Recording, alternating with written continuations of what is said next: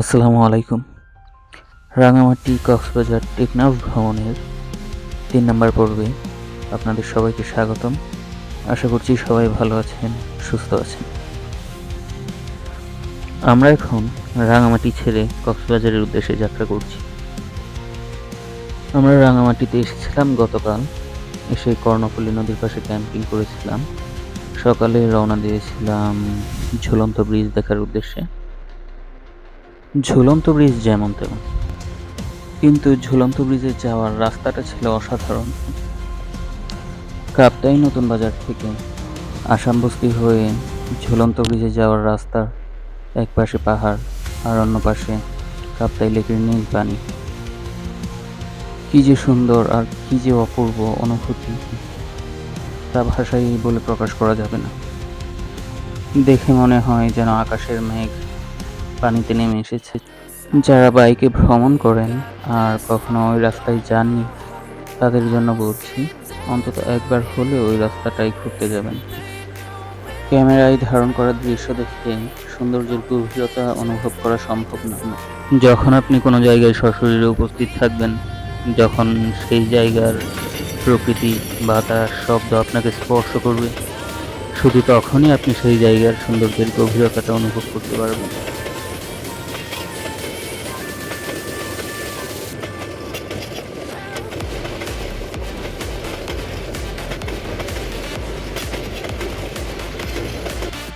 আমরা এখন আছি বোয়ালখালী কর্ণফুলী নদীর উপর, আর এই সেতুটি সম্ভবত কালুরঘাট সেতু।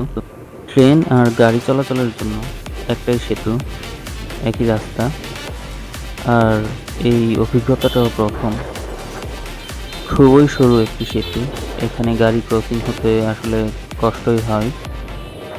যদি দুর্ভাগ্যবশত কোনো গাড়ি এখানে নষ্ট হয়ে যায়, তাহলে খবর আছে।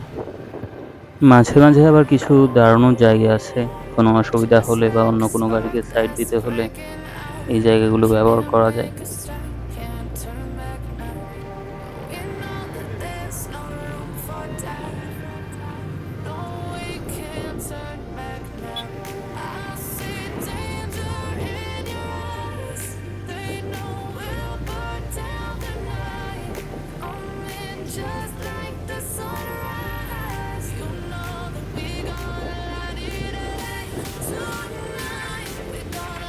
এই যে দেখতে পাচ্ছেন, এই ভাইয়ার বাইকটা কি আসলে বন্ধ হয়ে গেছে না নষ্ট হয়ে গেছে আল্লাহই জানে। যদি নষ্ট হয়ে যায় আর বাইক স্টার্ট না হয়, তাহলে ভাইয়ের এখান থেকে বাইক বাইর করতে কষ্ট হয়ে যাইব খুব।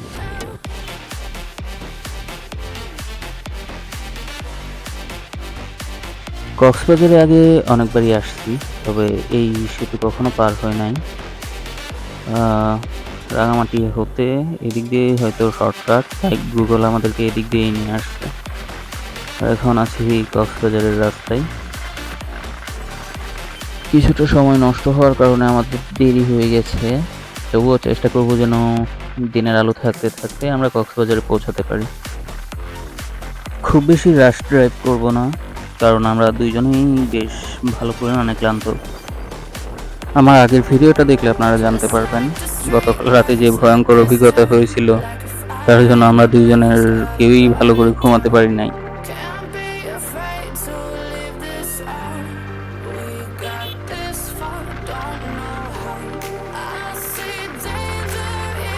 আর কক্সবাজার যাওয়ার এই রাস্তাটাও সরু, দুই দিক থেকেই গাড়ি যাতায়াত করে। যেহেতু আমরা এই রাস্তায় বাইক নিয়ে প্রথমবার এসেছি, তাই সর্বোচ্চ সতর্কতা অবলম্বন করেই বাইক রাইড করছি।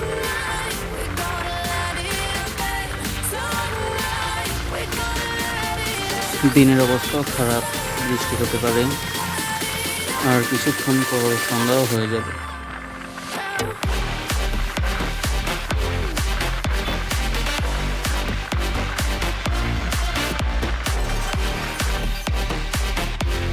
আর এই মুহূর্তে ঘুমে চোখ বন্ধ হয়ে যাওয়ার মতো অবস্থা, তাই বাইকের গতিও তুলনামূলক কমই রাখছি, যেন কোনো প্রকার দুর্ঘটনা না ঘটে। কিছুটা দেরি হলে হোক, তাও সুস্থ স্বাভাবিকভাবে যেন গন্তব্যে পৌঁছাতে পারি। ঘুমহীন ক্লান্ত শরীরে আমাদের এমনই অবস্থা যে চা কফি খায়ও আমরা ঘুম দূর করতে পারতেছি না। তো আমার ফ্রেন্ড নাকি দেখছে ড্রাইভারদের ঘুম পাইলে পান খাই, তো আমরা পান খায় ট্রাই করলাম। হ্যাঁ, চা কফি খাওয়ার চাইতে ভাই পান খাওয়াটা কার্যকরী বেশি। পান খাইলে সত্যি ঘুম কাইটা যায়।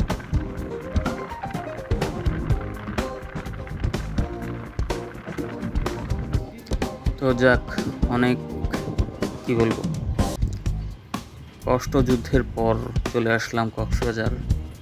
আসলে কালকে আমাদের বাইক রাইড করে আসাটা উচিত হয় নাই, সত্যি কথা বলতে যেটা। আমাদের উচিত ছিল আর একটা দিন রাঙামাটি কাটিয়ে সকাল সকাল রওনা দেওয়া। তাহলে রাঙামাটিটাও আর একটু এক্সপ্লোর করতে পারতাম, বেশ কিছু স্পট মাথায় ছিল, সেগুলো ঘুরে দেখতে পারতাম। আর বাইক রাইড করা নিয়ে এত যুদ্ধ করতে হতো না কালকে। কালকে প্রায় সন্ধ্যা 7:30টার উপরে বেজে গেছিল কক্সবাজার পৌঁছাতে পৌঁছাতে। এসে জাস্ট রুমে ঢুকে কোনো রকম ফ্রেশ হয়ে ঘুমায় গেছি। বিচেও যাইতে ইচ্ছা করে নাই, খাইতেও ইচ্ছে করে নাই। আর কালকে দুপুরে কিন্তু লাঞ্চও করি নাই ওইরকম, জাস্ট হালকা নাস্তা, চা নাস্তা খাইতে খাইতে চলে আসছি। লাঞ্চ করলে আবার দেরি হয়ে যাবে এই ভয়ে। কালকের কথা বাদ, ভালোই পৌঁছাতে পারছি, আল্লাহর কাছে অনেক অনেক শুক্রিয়া। এটা হচ্ছে লাবণী পয়েন্টের মার্কেট, আর আমরা যাচ্ছি এখন লাবণী পয়েন্টের দিকে।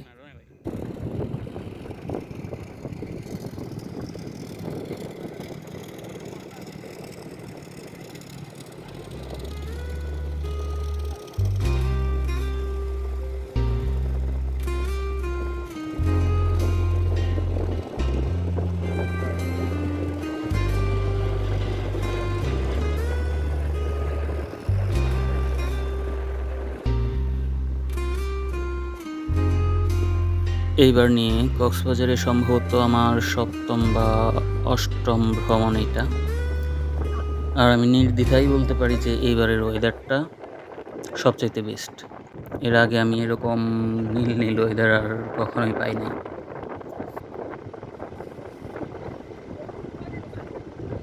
এই ভিউটা একদম ছবির মতো, এক কথায় বলতে গেলে অসাধারণ।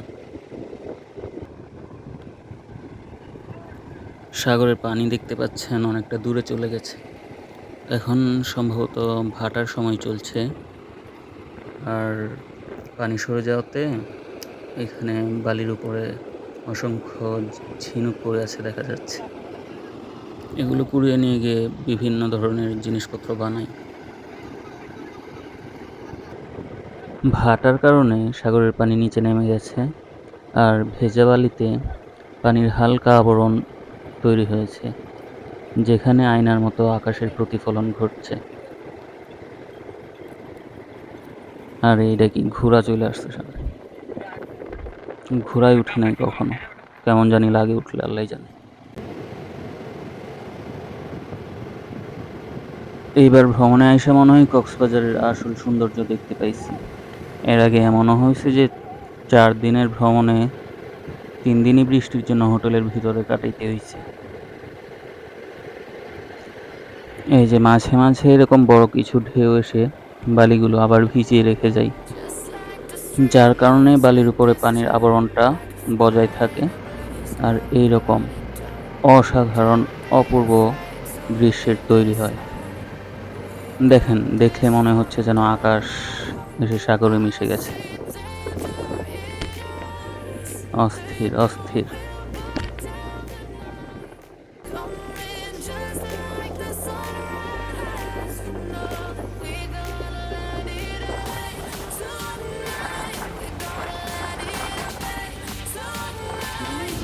এখন সাগর পাড়ে বাতাসে বসে এই অপূর্ব দৃশ্য একটু এনজয় করি।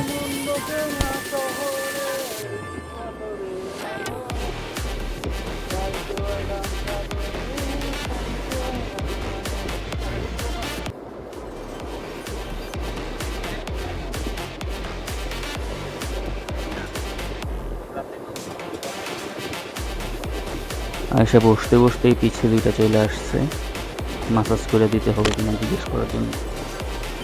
বলছে এখন মাসাজ করতে হবে না, রাতে যখন আয়সা বসে থাকবো তখন মাসাজ করে দে।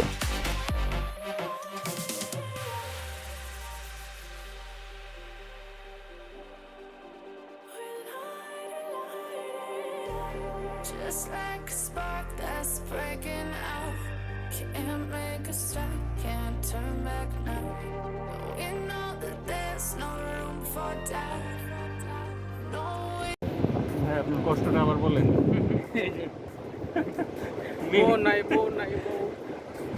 এই পর্যন্ত 4 বার ভাইয়ের কাছে মেল এই জিনিসপত্র নিয়ে আসছে কিনে বিক্রি করতে। মেহেলি জিনিস মেল মেলি জিনিস যেমন এই যে কি জানি ক্লিপ মাথার, নোজ পেন আর পেন হাতের ব্রেসলেট, এত কিছু কি আর জানি। রাতে বাইক নিয়ে একটু বের হয়েছি রাতের কক্সবাজার এক্সপ্লোর করার জন্য। একটু বিচের দিকে ঘুরে আমরা যাব কক্সবাজারের নতুন রেল স্টেশনটা দেখার জন্য। দেখা হয় নাই।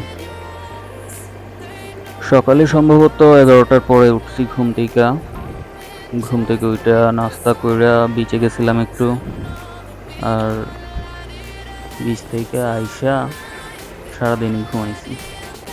আর এখন সন্ধ্যার পর উঠলাম, ওইটা বের হইলাম এই টুকগাড়ি করে একেবারে রাতের খাবার খেয়ে আবার বাসায় চলে যাব। বাসায় বলতে হোটেলে যাব।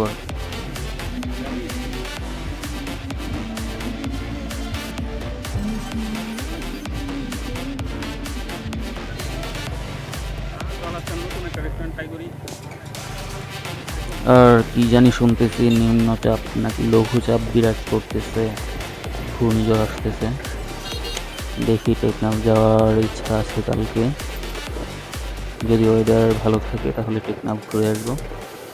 আর বলা যায় না, যদি ইচ্ছা করে তাহলে যাব কালকে, না হয় পরদিন যাব। এত প্ল্যানিং করে আসলে ঘোরা হয় না। বাইর হয়ে যাইবেন, যখন যেখানে মন চাই ঘুরে আসবেন। ভাবছিলাম কক্সবাজার এসে থাকবো 2 দিন, এখন এখানে এসে ওয়েদারটা পছন্দ হয়ে গেছে। এখন কয়দিন থাকবো ঠিক নেই, 3 দিন 4 দিন 5 দিনও থাকতে পারি।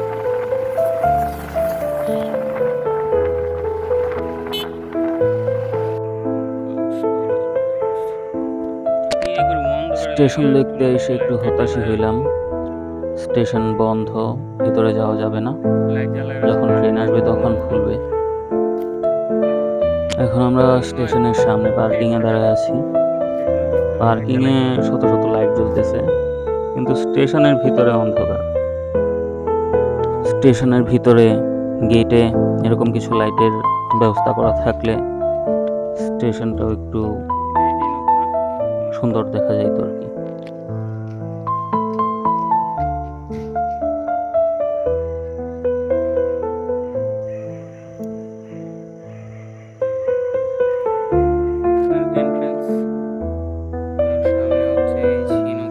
স্টেশনের সামনে একটা ঝিনুক বানায় রাখছে। ঝিনুকের আশেপাশে পর্যাপ্ত লাইটিং নাই। ঝিনুকের কাছে যাওয়ার রাস্তাও বানিয়ে বন্ধ করে রাখছে, স্টেশনও বন্ধ। এসে একটু হতাশই হইলাম। এখন আছি সুগন্ধা পয়েন্টে। এটা সুগন্ধা পয়েন্টের মার্কেট। এই মার্কেটগুলোতে বেশ সুন্দর সুন্দর জিনিস পাওয়া যায়, আসলে অবশ্যই ঘুরে দেখবেন ভালো করে। আর স্টেশনের সামনে একটু ঝামেলা হয়ে গেছিল, পিছনের ডিস্কে লক লাগানো ছিল, খেয়াল ছিল না।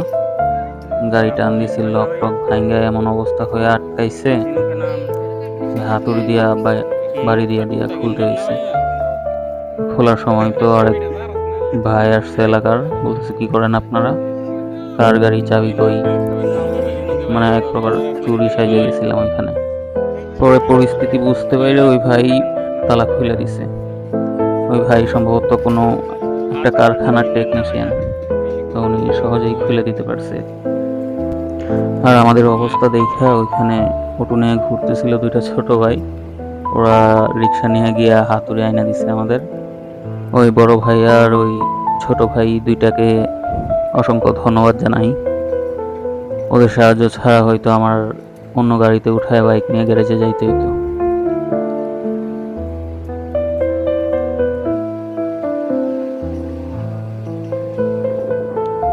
রাতের বেলা ভাটার সময় বিচের পার হাঁটতে আসবেন, রাতের বেলা সাগর পাড়ে হাঁটতে বেশ ভালো লাগে, আর হাঁটতে হাঁটতে আপনারা অনেক দূর পর্যন্ত যেতে পারবেন। রাতের বেলা বিচে হাঁটলে অন্যরকম একটা প্রশান্তি কাজ করে।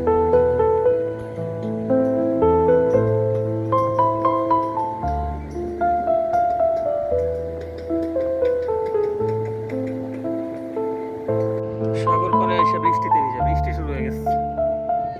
আর বন্ধু ছাতার নিচে যাই।